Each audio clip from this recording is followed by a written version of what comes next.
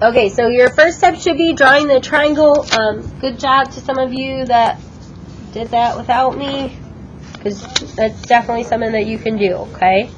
So once you set up your triangle, this one is a little bit special because, yeah, your tangent's going to be positive, but remember, if we're in quadrant 3, our x and our y values are negative. So a negative over a negative is going to result in a positive, but we do have to have a negative 12 and a negative 35. Now, that's not going to affect anything when you solve, okay, but you are going to need to have those so that you have the correct signs for your sine and your cosine. Okay? Now, your quiz is no calculator, so I'm not going to give you something that is as big as 1,369, but you could have something in the hundreds, and so we do have to know what those are and how to simplify them. Do you guys remember how to do your divisibility rules to see if something's divisible by like 2, 3, 4, 5, 6? Okay, so if something's divisible by 2, what do we know about the number? It's even. Okay, if it's divisible by 3, do you guys remember? Yeah, Jonathan? If it's divisible by 3, then the sum of the digits is a product. The sum of the digits is also going to be divisible by 3. Yeah, or which would be the same thing, be a product of 3. So 1 plus 3 is 4, 4 plus 6 is 10, 10 plus 9 is 19. Does 3 go into 19? No. Okay, so the sum of the digits is divisible by 3. Okay, so 3 wouldn't work. If 2 doesn't work, does 4 work? No. Okay, so this also has to be even. If 5, you know that it ends in a 0 or 5. If 6 goes in there, 2 and 3 also have to go in there. 7, you'll just have to check. 8 is an even number. Okay, and then 9, those are easy to do on your fingers, etc. 10, it has to end in a 0. Okay, and then so you can always just check those to make sure that you've simplified as much as possible. Say it again. Yeah, for 7 you just have to check it. Yep. All right, and then from there you can do your sine and your cosine. So like I said, you are going to have to make sure that those are negative so that when you do your sine and your cosine, you have those. So your sine is negative, your cosine is negative, your tangent is positive, which is exactly what we would expect in quadrant 3. Now when we're finding the half angles, if u is in quadrant 3, then we know it has to be between 180 and 270. So we're finding all the half angles. So then, Olivia, what do I have to do with these intervals to find out where the half angle is? Yep, divide everything by 2. Okay, so if I divide everything by 2, I'm going to get 90 to 35 to 135. And 90 degrees to 135 is in quadrant 2.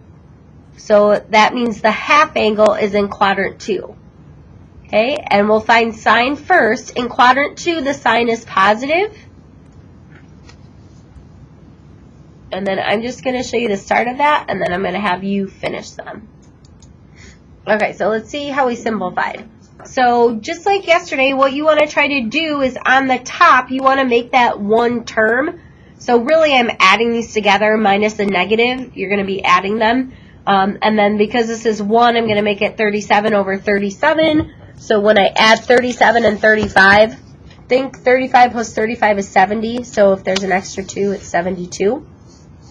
And then just like we did yesterday, instead of thinking of this as divided by 2, I can think of this as multiplied by 1/2. And then I'm going to reduce. So if you have 72 and 2, then how many times does 2 go into 72? 36. Okay, so I can cancel those out. This will be 36. That's how I'm going to get my 36 over 37 there. Okay, is by dividing those. Okay, now I don't stop here. I just am going to go ahead and take the square root of the top over the square root of the bottom. The square root of the top is 6. The bottom I'm going to have to rationalize. And so my final answer for the half angle of sine is 6 root 37 over 37. Okay, and then go ahead and do this cosine and the tangent if you have it. Okay, if you're having trouble, all we're looking at is our formula here. So when we're doing the cosine of the half angle, be with me please. So the cosine of your half angle, we already decided this is in quadrant 2. So in quadrant 2, is the cosine negative or positive? In quadrant 2. Negative. Okay, so your cosine should be negative. And then all I'm doing here is 1 minus the cosine of u. All I'm doing is taking what I had before and plugging that in. Okay, so if I have 1 plus the cosine of u, because this is negative, when I plug it in, it's negative. Okay, if you have plus or negative, that's fine. So when I subtract, 37 minus 35 is 2. So I have 2 over 37 on the top divided by 2. But I'm going to go ahead just like I've been doing, and I'm going to multiply by 1/2. Okay, and then here I can just cross off my 2's. Those are going to cancel out. And then I have negative square root of 1 over 37, so I have to simplify. The square root of 1 is 1, and then I'm going to rationalize the bottom here so that this is going to be my cosine.